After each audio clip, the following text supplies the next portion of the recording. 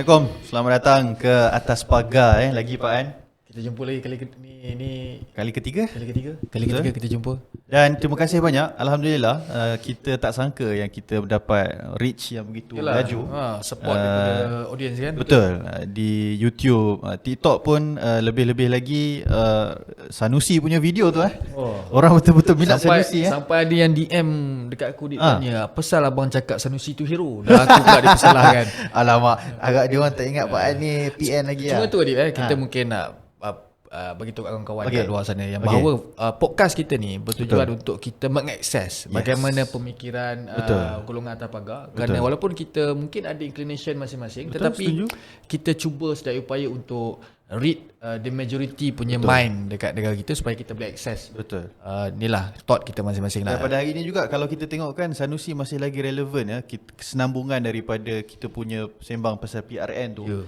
Dan kita cukup sampai itu sajalah kita cakap pasal Sanusi. Aku takut lepas ni Sanusi pun nak berlakon macam KJ. Mana tahu dia popular.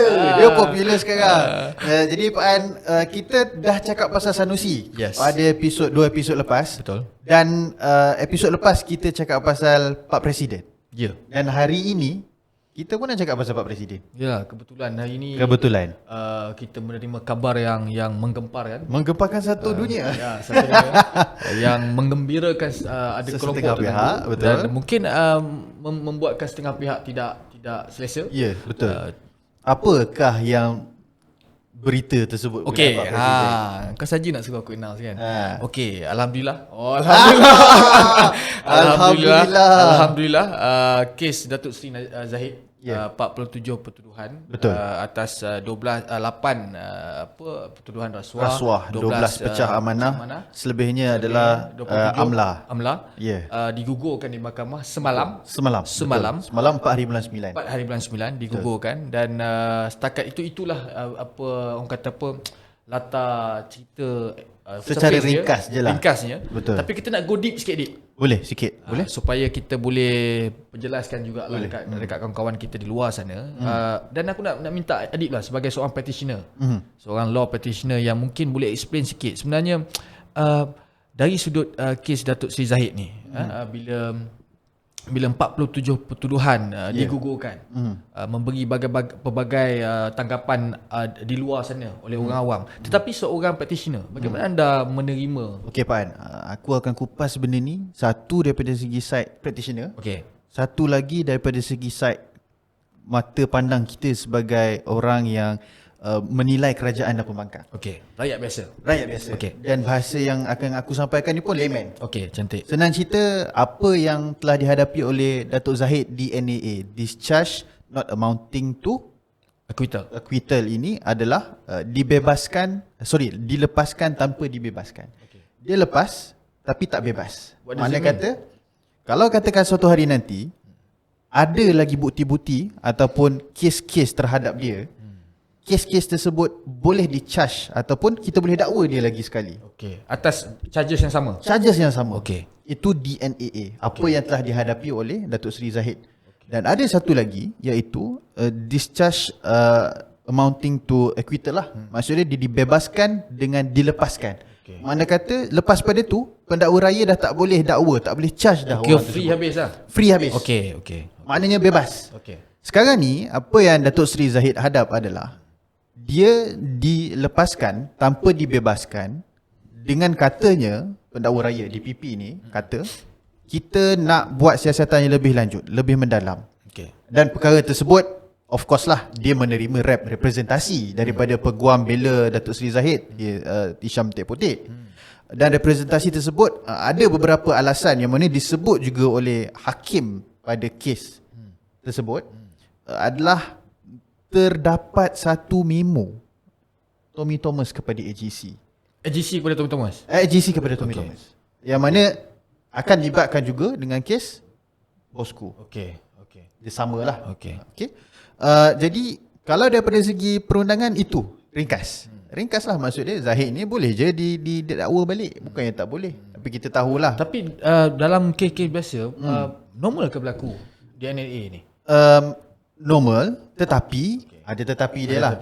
Tetapi DNAA ni berlaku apabila yang pertama prima facie belum ada. Okey. Kes Datuk Seri Zahid ni uniknya Prima facie dulu. prima facie dulu. Prima facie datang dulu, tengah nak masuk defense, DNAA. Itu perkara yang rumit dan memang ditegaskan oleh hakim sendirilah ini membazir duit dan masa rakyat. Ya. Tapi ada yang interpret, dia kata ni duit bazir ni semua ni nak menunjukkan seolah macam itulah kerajaan kau lepaskan Zahid, kau membazir duit negara. Dari sudut pandang lain, explanation lain ataupun view dia macam ni sebenarnya apa yang berlaku hari ni memang total damage. Damage is done lah. Okay. Because kita tahu yang sebenarnya daripada segi naratif kita tak boleh kalau kerajaan lah kita tak boleh nak lawan. Tapi sebagai pembangkang boleh ride that issue habis-habisan. Okay. Macam yang Pak An cakap tadi. Inilah nak tunjukkan yang bahawasanya habis duit rakyat semata-mata untuk salahkan. Itu satu Adib. Tapi mungkin satu lagi sebenarnya. Apa yang hakim cuba sampaikan adalah kepada kita punya sistem perundangan kita ni yang mungkinlah kerana faktor 2018 tu berlaku ialah Tommy Thomas jadi peguam negara, betul. Yang orang kata agak lari sikit daripada skim biasa. Biasanya peguam cara atau negara, peguam raya yang akan menjadi peguam negara ya, betul. Kan? So bila perkara ni berlaku mungkin maksud hakim adalah before kita sabitkan orang, make sure all the substance must be there. Ya, setuju. Evidence, betul. All the technicality. Betul. Tapi bila dalam kes ni tengok bila ada memo yang keluar tu yang menyebabkan berlaku satu kegusaran dan kerisauan apakah proses perundangan itu bukan sahaja berlaku adil tetapi dilihat berlaku adil. Dilihat. Itu poin yang menarik kita nak cerita pasal dilihat. Kerana ada juga satu teori sabotaj berlaku di dalam kerajaan yang dibuat oleh peguam negara. Sabotaj. Okay. Perlu diingatkan seorang peguam negara akan naik yang baru, Datuk Teriruddin menggantikan Tan Sri Idrus. Dan kita tahu Tan Sri Idrus ni lantikan Tan Sri Muhyiddin. Betul. Dan sekarang ni apabila dia nak habis, kenapa kita perlu ada satu peninggalan yang orang kata berbeza dia punya view. Macam saya cerita tadi kan, aku cerita tadi Pak An, biasanya DNAA ni sebelum prima facie. Tetapi selepas prima facie dia meletakkan satu precedence yang buruk. Dan dia seolah-olah ingin meninggalkan satu perkara yang buruk untuk diteruskan oleh pengganti beliau, Datuk Teriruddin.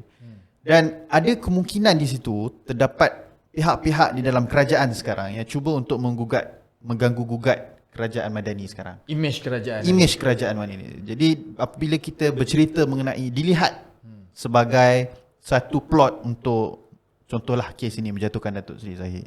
Sebab kes ni melibatkan orang politik. Orang politik ni betul. Dia mesti ada a political agenda behind. Kan? Dia macam kita pun. Sebab kalau betul lah Adik, mungkin apa yang kau cakap tu pun ada make sense because the current AG akan habis, akan retire. Kemudian akan ada new AG coming in. Betul. Which open secret kita semua tahu AG sekarang lantikan Tan Sri Muhyiddin. Betul. Dan mungkin AG yang akan datang ni mungkin AG yang bukan lantikan Tan Sri Muhyiddin. Betul. So mungkin ada two different view dan two different style. Betul. Ataupun two different narrative. So mungkin AG sekarang rasa okay, alah aku dah nak kick out from the throne. Betul. Why not aku tinggalkan sikit lah. Korang selesaikan lah. Korang jagalah. Aku rasa penting untuk aku petik kat sini juga Pak An, sebab kau sebut tadi berkenaan dengan Tommy Thomas lantikan luar biasanya daripada dalam kan. Datuk Teriruddin bakal AG yang terbaru ni dia memang daripada dalam servis. Yang pertama sejak Gani Patail. Lama. Kita dah Pandi Ali. Tu naik aku lama. Lama. Tan Sri Idrus pun lantikan daripada luar, daripada servis. Dia bukan daripada dalam. Dia bukan daripada Tan Sri Idrus. Bukan dia daripada kehakiman. Dia judge dulu, court of appeal lah. Jadi ini memang daripada dalam AG. Dia Datuk Teriruddin ini adalah bekas bila dia dah jadi AG nanti lah. Sekarang ni adalah peguam cara negara. Jadi dia naik through the rank. So Datuk Teriruddin kita sangat mengharapkan Datuk boleh terus memimpin AGC. Betul. Menjadi peguam negara yang dihormati dan membuat keputusan-keputusan yang tepat. Betul. Bukan saja dalam soal kes-kes internal ni. Betul. Tapi kita akan juga bincang lepas ni Ada yang melibatkan kedaulatan negara. external, betul. Dan tahniah diucapkan kepada Datuk Teri Rudin. Teruskan menjalankan tanggungjawab dengan amanah. Kalau ada rasa lepas ni buat kes-kes yang kurang macam Tasik Idros pun kita orang akan kritik juga. Berani style kan? Berani style ketua kau negara. Berani style. Tapi apapun satu sebelum kita tutup cerita Datuk Seri Zahid ni, dari sudut teknikalnya boleh dibincangkan lah. Itu we can have a academic discourse di mana-mana saja. Tetapi dari satu sudut ia menoktahkan dia menoktahkan satu labeling, ialah walaupun kata Datuk Zahid digugurkan kes, Tan Sri Muhyiddin apa dibebaskan juga betul. Juga atas alasan teknikal, kerana charge itu tak sempurna. Hakim kata bukanlah kerana faktor memang dia tak melakukan. Maksud saya adalah kita dah boleh tutup notah kot kepada labeling ataupun ialah membawa isu-isu yang berkenaan dengan aku terdetik sekarang ni siapa jadi orang politik pun semua dah takut. Aku terdetik untuk sentuhkan bila kau cakap menotakkan tu. Ada satu orang yang takkan menotakkan benda ni. Syed Saddiq. Kes dia masih berlangsung. Disebabkan itulah selepas keputusan kes Datuk Seri Zahid keluar, Syed Saddiq terus buat statement. Dia buat statement pasal saya tak nak rasa berdosa. Walhal dia pun tahu dia ada kes. Dan kita kena tahu untuk menoktahkan tentang isu rasuah ni susah. Kerana apa? Kerana kita kena tahu. Ini tanggapan saya sebagai seorang rakyat. Untuk kita menoktahkan sebuah ni, bosku kena bebaskan dulu. So that it will be a equal playing field. Equal. Equal. No more about playing about rasuah. You dah buat benda tu and then kita pun dah penat lah. Berapa tahun lah kita dekat hampir berapa tahun lah. Betul. Kita start dengan perkara 2018 5 tahun. Sebelum tu lagi 2012 2013 10 tahun. Betul. Jadi rasanya apa pun bila kita percaya kepada sistem kehakiman, kita mesti percaya tanpa bias. Betul. Bermaksud tak bolehlah untung kat aku kata kehakiman ni bagus. Betul. Tak untung kat aku, kehakiman ni rosak. Betul. Kehakiman ni tak adil kan. So for me as a normal citizen, why don't we put a stop? Let's focus and move on to something that memberi kesan direct kepada kita, langsung kepada kita. Betul. Pada Datuk Seri Zahid juga kita ucapkan tahniah. Semoga ini menjadi asbab diangkat darjatnya dan terus menunduk ke bumi. Dan teruskan membaiki UMNO daripada dalam. Kalau tak mampu, berikan kepada orang lain. Message ringkas.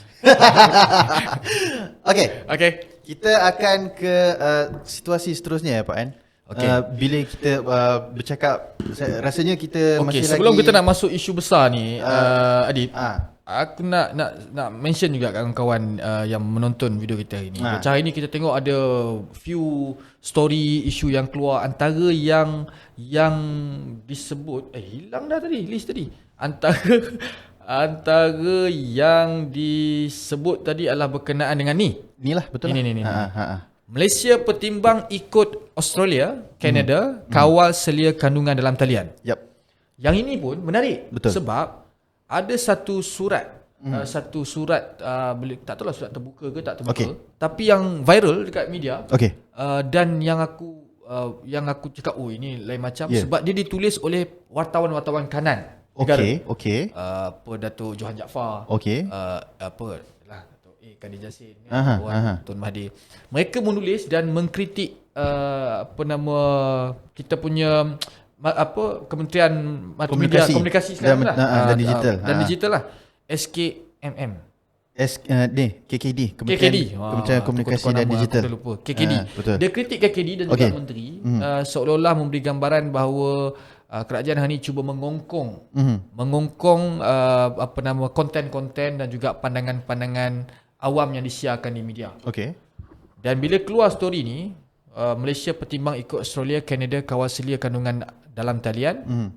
What is your view on this? Aku rasa kan topik ni kita memang habiskan, kita huraikan panjang kat sini kot. Yang topik Laut Cina Selatan tu kita Boleh. okay. Dah terbuka dah Terbuka topik. lah. Tak apa. Okay. Pandangan aku Pak An, sebenarnya negara-negara yang tengah membangun sekarang kebanyakannya memang dah menyekat konten-konten digital. Sebab apa kan? China, Russia, UK, Say It, siapa? US ban TikTok. Ya. Kita kena tahu benda tu. Sebabnya adalah dia menyampaikan berita-berita yang tidak tepat. Berita-berita palsu. Dan kita tahu kita dah pernah ada bil anti berita tidak benar yang tidak diluluskan. Jadi apabila tidak ada akta tersebut, perkara ini memainkan peranan yang penting. Disebabkan yalah kita tak boleh nak sekat penulis-penulis, orang-orang lama nak kritik kan. Tapi mereka ada point. Katakan Malaysia ni konten-konten 3R memang dah sangat berleluasa. Melampau. Pak An, dia melampau dia yalah kita tahu dulu zaman Najib pun ada posting-posting melampau. Tapi tak semelampau sekarang. Ada yang kita tengok baru-baru ni dekat Facebook, pak cik dia cakap yalah cuti sekolah ni ramai sangat pelancong, mana yang nampak yalah bangsa selain pada dia mari kita sembelih. Uish. Macam mana tu Pak An? Bahaya tak? Korang jangan buat macam tu. Sampai macam tu sekali. Aku tengok sebenarnya bila dunia dah move lebih dengan teknologi, dekat dengan teknologi ni, bermaksud akses kita untuk speak up, untuk voice out kita punya opinion ni ataupun pandangan kita untuk berkata kepada dunia ni dengan lebih mudah lah. Betul. Because kat tangan kita. Betul. Kita buy single tweet. Sekarang tak ada tweet. Tak ada tweet X. Buy single X. Buy apalah pakai thread ke, pakai sebut ni kan. X lah. Post X tu nanti ingat ex-girlfriend ke apa kan. Buy single post. Benda tu dah boleh bukan sahaja menyampaikan suara kita, tetapi juga berkemungkinan menimbulkan keresahan, berkemungkinan menimbulkan kecelaruan, berkemungkinan menimbulkan rusuhan. Mungkin rusuhan boleh berlaku. Betul. So aku tengok dulu lain. Dulu kalau nak buat kecoh pun paling tidak fizikal lah, kena bergerak, kena berhimpun kan. Tapi sekarang ni by single post je. Ya, betul. So pandangan kau ni, apakah ini sudah sampai masanya untuk melaksanakan satu kawalan yang lebih tersusun? Aku suka dengan kau punya hujung sekali tu. Kalau dulu orang buat rusuhan, orang tunjukkan perasaan, tapi sekarang semuanya di hujung jari, media sosial. Nak petik lagi sekali lah hero kita Sanusi. Kau memang minat Sanusi. Kau tukar je dari ayat Kedah kau ni. Sanusi ni, Pak An, kau perasan waktu dia kena tahan disebabkan dia kritik Sultan Selangor kan. Di balai polis, di mahkamah tak ramai orang. Tapi di media sosial begitu ramai orang yang menyokong Sanusi secara di atas talian online, siap ambil gambar posing lagi. Tetapi kalau di lapangan orang dah tak tahu. Berbeza dengan zaman dulu. EMX dulu contohnya. Betul. Apabila ditahan oleh reformasi, disebabkan reformasi oleh Mahathir pada ketika itu, semua orang turun di Masjid Negara. Tunjuk perasaan, reformasi. Sekarang tak ada. Jadi media ni kalau tidak dikawal dengan betul, dia ada dua potensi saja Pak An. Sama ada yang pertama, dia menunjukkan kemarahan orang di kertas undi. Yang keduanya, rusuhan boleh berlaku tetapi bukan di skala besar. The game has changed. The game has changed. The world has changed. The game has changed. Nak tak nak kita kena ada kawalan, because to live, untuk kita hidup sebagai manusia kita kena ada limitasi. Betul, limitasi. Kalau tak ada limitasi kita akan hidup seperti haiwan. Okay Pak An, sikit lah aku nak tanya kat kau sikit kan. Okay. Ada beza ke kalau katakan kita kenakan sekatan di media sosial ni, nak berbanding dengan 30 tahun yang lalu yang Mahathir control the whole media. Waktu tu tak ada media sosial. Dulu lagi teruk. Setidaknya ini dia control konten. You masih boleh publish, tapi pemilik contoh TikTok, Instagram, Meta apa semua ni, dia orang mesti menapis. Betul. Menapis tu bermaksudnya bukanlah tidak membenarkan. Dulu ban terus. Betul. Sampai M. Nasir pun kata, siapa tu? Mahathir. Kerana dia pun kena gam, tak boleh buat konsert, tak boleh menyanyi kan. Tapi aku tengok tak adalah sampai tahap tu. Cuma kena ingat, kita ni kalau dalam Islam pun kita kena jaga 5 maqasid syariah ni. Ya betul, setuju. Jaga agama, nyawa, akal. Betul. Ini nak jaga akal ni. Betul. Supaya akal kita sebagai rakyat Malaysia, dan kita kena ingat negara ni nak membina generasi. Ya betul. Tamadun. Betul. So tamadun ni, negara tanpa pemikiran dia tak jadi tamadun, dia Betul. hanya jadi negara. Somalia negara. Betul. Tapi tak dapat jadi tamadun. Tak dapat jadi tamadun. Because thinking tu tak dibina. Tidak dibina. Jepun is a tamadun. China is a tamadun. Betul. So bagi aku ini just a process untuk kita membina tamadun kita dan pemikiran yang lebih sentrik lah. Betul. Tidak terlalu menerima konten-konten yang agak ekstrim ataupun menimbulkan perkara-perkara yang merosakkan pemikiran kita. Bukan saja soal politik tadi. Tak, Aku rasa, betul. Agama pun lagi-lagi. Agama. Ramai dah sekarang ni apa kan, dekat TikTok kita tahu kita dah nampak macam-macam jenis bawaan agama yang dah sampai ke masyarakat kita. Dah macam-macam mazhab lah. Yang aku Macam-macam. belajar 4 je. Betul. Sekarang ni aku dengar ada macam-macam lah kan. Jadi untuk kawal selia kandungan-kandungan dekat dalam social media ni bukan politik semata-mata. Ya, Dia kena sedar. Lagi-lagi berkenaan dengan bangsa, kaum. Okay, aku nak quote sikit antara perkara yang dah dibuat di Canada kan. Antaranya kalau di negara seperti Canada, dia kata ada rang undang-undang C11 Canada yang bertujuan mengawal selia platform penstreaman, maksudnya orang yang buat stream, dan yang menggalakkan sokongan terhadap kandungan berkaitan Canada. Dia pun menarik. Ya. Maksudnya kita buat undang-undang bukan saja nak sekat, Ya, tapi untuk fenakan Ya. supaya konten-konten kita beri kesan kepada negara. Sebab aku nak share, alang kita cerita pasal benda ni. Okey. Malaysia ni, tahu tak research orang keluar apa di media sosial, Malaysia ni antara Korea, soft power dia adalah K-pop. So dia nyanyi, dia buat filem, Netflix semua dah memang dia orang tapau. So Malaysia ni, kita punya soft power apa? Fans.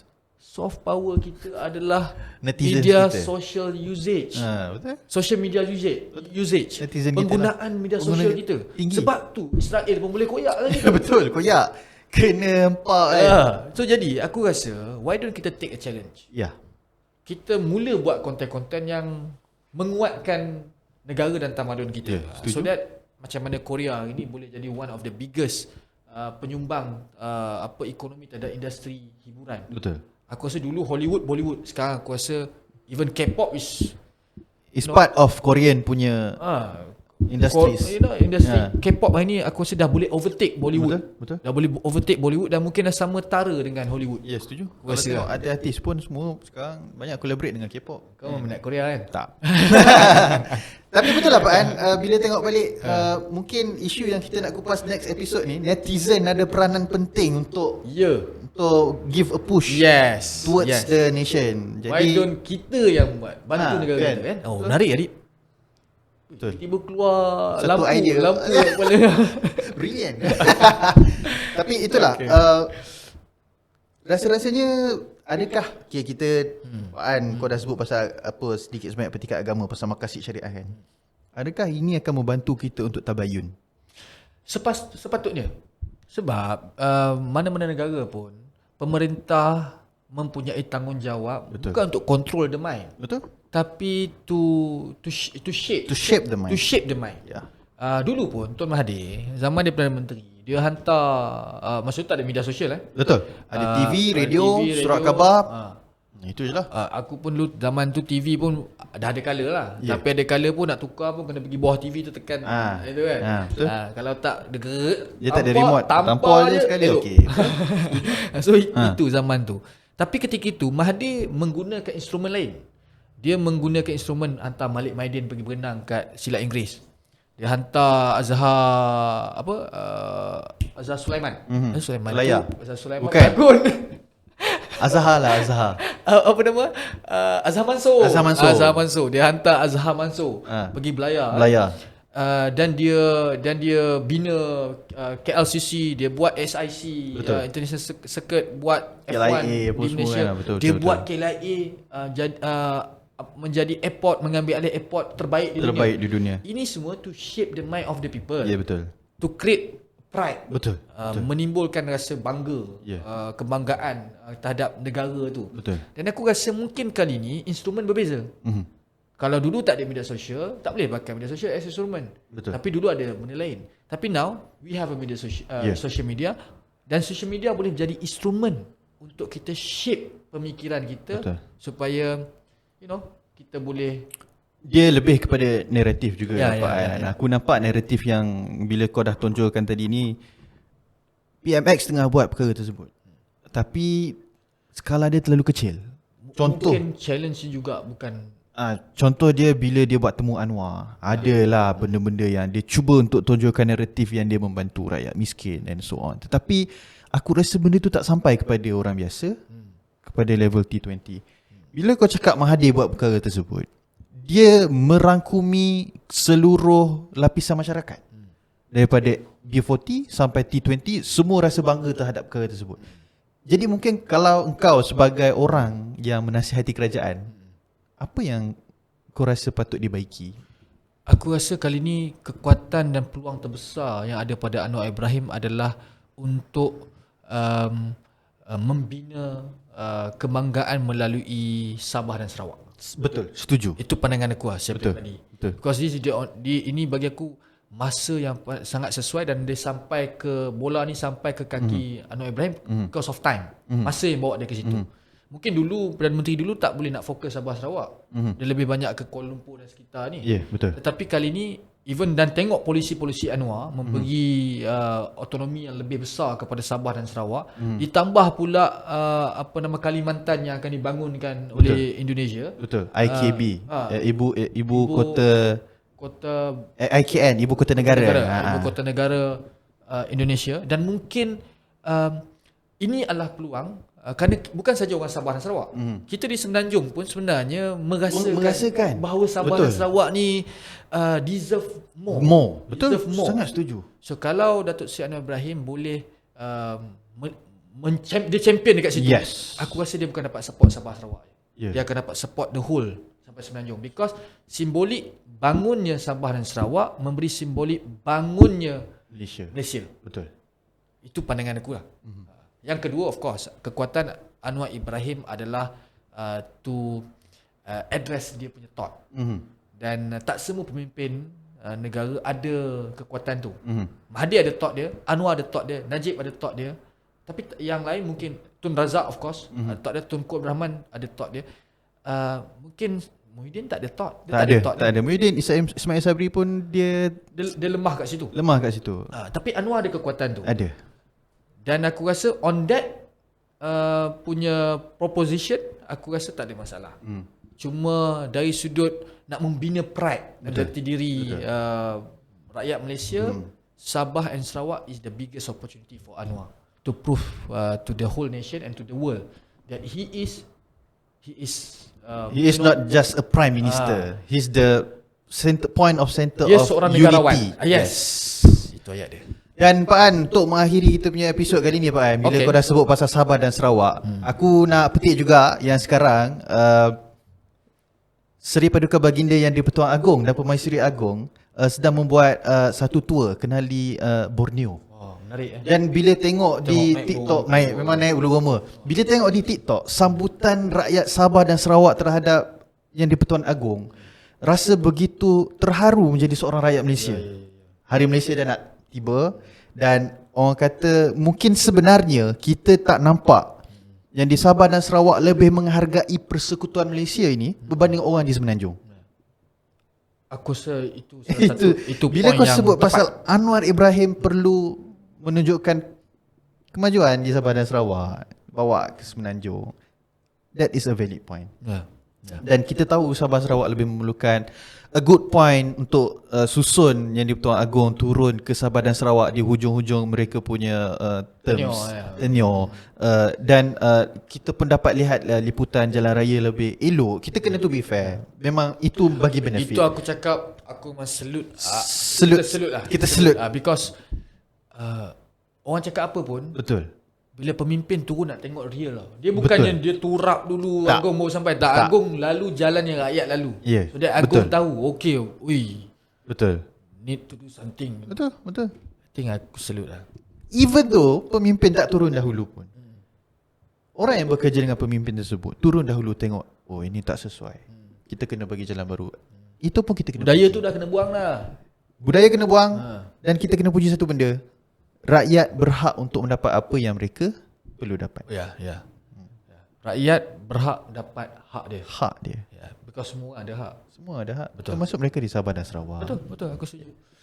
Okey. Cakap ni tu naik bulu rumah aku. Ya, kita semangat Hari Kita Malaysia tu mendatang. Dan benda ni sangat baik tadi sebab aku rasa kena dengan situasi sekarang. Sebab ingat tak ada setahun, 2 tahun, 3 tahun ke belakang bila isu-isu melibatkan autonomi Sabah dan Sarawak sampai ada di media sosial juga ada setengah yang minta Sarawak Sabah keluar daripada Malaysia. Betul. Aku rasa benda tu tak betul. Tak betul. Dan aku rasa this is the time untuk put everyone together. Betul. Get back kita untuk sama-sama, because at the end of the day yang membina kita, menyebabkan kita kuat hari ini adalah because kita bersama. Betul. Dan ingat Sabah dan Sarawak, macam kita akan cerita selepas ini bila ada kuasa-kuasa besar juga sedang menggugat, so federalism, unity ni, kesepakatan kita needed now. Betul, setuju. Aku rasa this is the time Pak Anwar Ibrahim lakukan sesuatu di Sabah dan Sarawak. Benar. Tiba-tiba cakap Indonesia, Pak. Tak apa, kita mengharapkan Anwar Ibrahim jadi orang kata the next Tunku yang berjaya menyatu padukan seluruh tanah-tanah ini. InsyaAllah. Amin. All the best to you. Terima kasih kepada yang menonton. Jangan lupa untuk subscribe di YouTube, subscribe di Spotify, bagi 5 star, letak notification, make sure bila kita orang post, korang alert. Jangan lupa follow juga TikTok, Instagram, Atas Pagar. Jangan lupa komen. Kita jumpa lagi. Ciao.